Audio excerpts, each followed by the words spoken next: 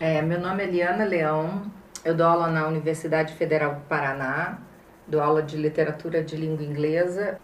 Agora, minha especialidade é Shakespeare. E também escrevo livros infantis. Infantis mesmo, não juvenis, infantis. Pois é, essa diferença é interessante, porque ele trabalha exatamente na mistura do herói e do vilão. O exemplo máximo é o Macbeth, que o Macbeth você não pode falar que é um herói, nem um vilão, é um herói vilão. Então, por quê? Porque ele é um assassino. Ele vai mandar matar mulher, criança, empregado, todo mundo.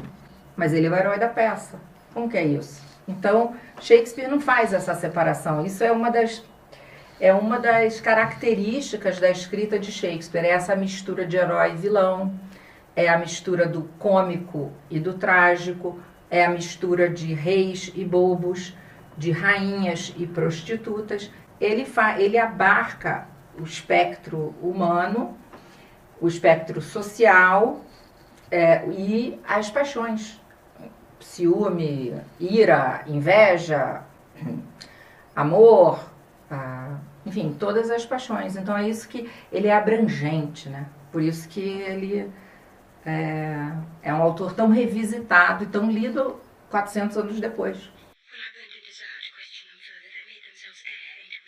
O que é incrível no palco elisabetano? O palco elisabetano é muito perto da plateia. Então não tem aquele fosso da orquestra. Então o ator está muito perto da plateia. Isso cria uma energia. E se é um vilão falando, você também vai criar empatia com o vilão. Então esse palco aproxima muito. As peças de Shakespeare não funcionam muito se você bota num palco para ópera, aquele palco que tem que ter orquestra. Porque você falar um solilóquio, ser ou não ser, ou o que for, gritando a 200 metros de distância, você perde a coisa da intimidade do solilóquio, da introspecção mesmo. Então isso é fundamental, o palco, a plateia e o palco estarem comungando ali. Eu adoro o que o Auden fala sobre Shakespeare. Acho que os ensaios do Auden são brilhantes.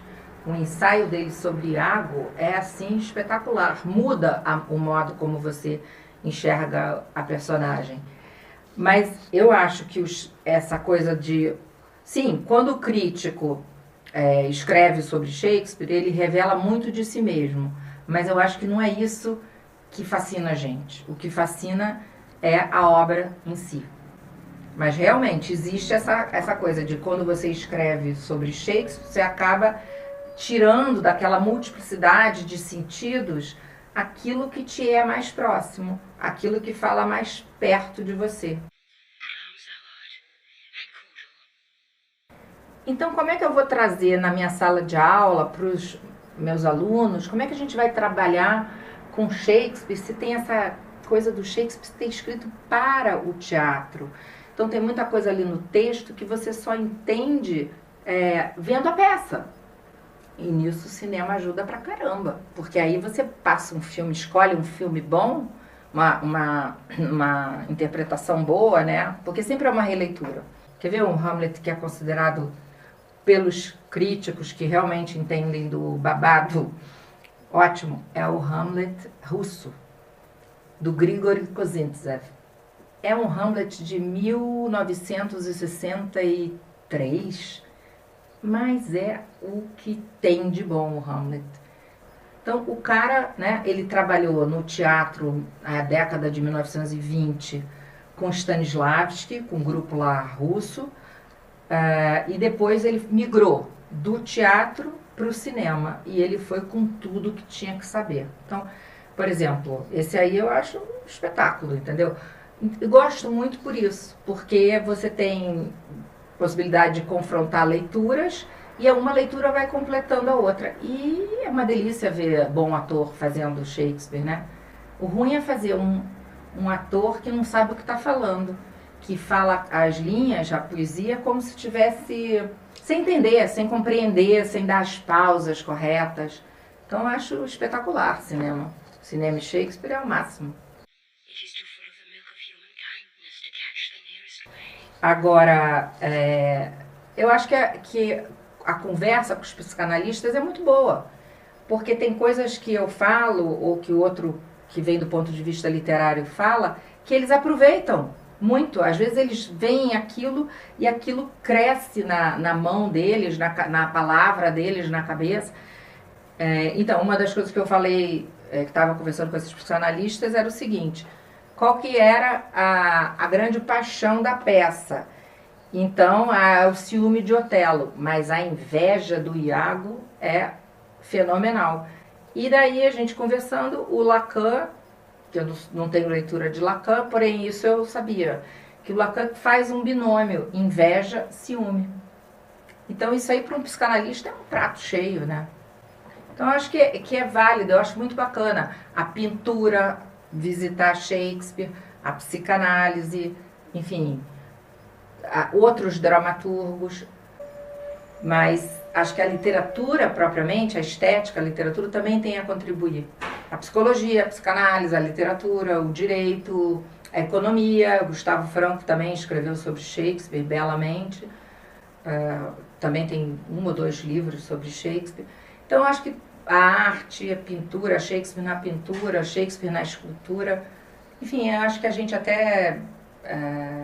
isso é que faz Shakespeare ficar vivo, né?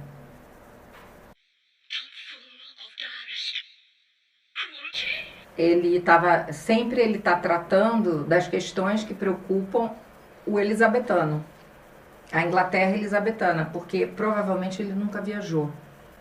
Ele sabia desses outros lugares por meio de livros, de viajantes que visitavam Londres, de leituras, né? Relatos. E como Machado de Assis, né? Nunca viajou.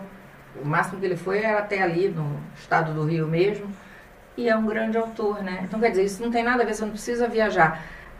E realmente, se você observar, examinar as peças, tem inconsistências grandes, ele bota coisas que não são... Enfim, ele desloca, faz anacronismos enfim, imprecisões sobre a geografia. Ele não está tratando daquele lugar, ele sabe daquele lugar porque ele leu. Mas ele está tratando das questões dos elisabetanos, das angústias, das perplexidades dos elisabetanos e dele, né?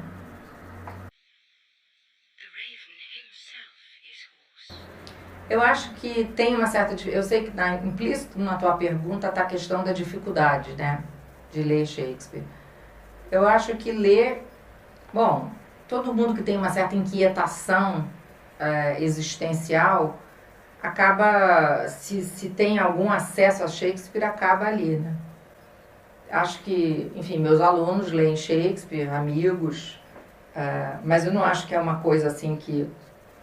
Não é um best-seller em termos de Brasil, acho que nem da Inglaterra. Já vi entrevistas, até num filme interessantíssimo também com o Al Pacino, que é Em Busca de Ricardo III, ele entrevista várias pessoas em Nova York, na rua, perguntando o que a pessoa sabe de Shakespeare, quem é Shakespeare, e a pessoa que melhor fala é um mendigo de Nova York. Ele dá um show falando sobre Shakespeare.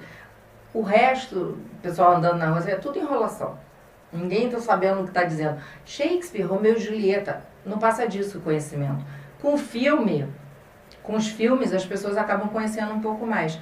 Mas é uma leitura talvez um pouco difícil, por quê? Porque está afastada no tempo e porque é uma leitura densa, poética, né? E é teatro. Então, teatro você tem que completar muito com a tua imaginação. Um ator lê mais fácil do que o leitor comum. A gente é leitor de prosa, está acostumado com prosa, ficção.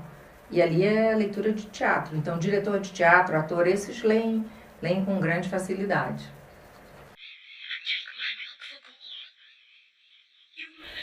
Por que eu gosto da tradição da Bárbara? Exatamente por isso, porque ela mantém poesia, e ela mantém a prosa. Onde a prosa, ela mantém prosa, em Shakespeare, né? Onde a poesia, ela traduz como poesia. Não gosto das traduções que são só prosa, mas eu vejo que elas têm lugar também no Brasil. Porque elas são mais fáceis de você entender o que está se passando, porque elas quase que contam a história, sem a forma poética. Então, a da Bárbara gosto. Tem outros tradutores bons no Brasil? Tem tradutores bons. O José Roberto Ocheia, o Lawrence Flores, tem ótimos tradutores. Porém, o que ela tem de especial? É que ela traduziu tudo. Então você consegue sentir a voz do tradutor nas obras completas. Os outros estão traduzindo ainda, pode ser que traduzam tudo. Mas isso eu acho muito interessante. Você só tem 2 traduções completas, das obras completas no Brasil. E é muito interessante, porque aí você vê como é que o tradutor traduz aquilo ou aquilo. Tem um estilo. Então acho que eu gosto muito disso. Bárbara era, nossa, uma pessoa muito, muito especial, em todos os sentidos. Wherever immortal substances you wish of nature's mischief, come, thick night, and hold thee in the banner smoke of hell.